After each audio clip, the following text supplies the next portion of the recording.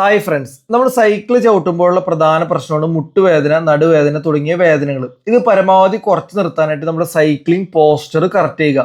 അതായത് നമ്മുടെ seat height correct ചെയ്ത് കഴിഞ്ഞാൽ മുട്ടിന് ഇഞ്ചുറി വരില്ല.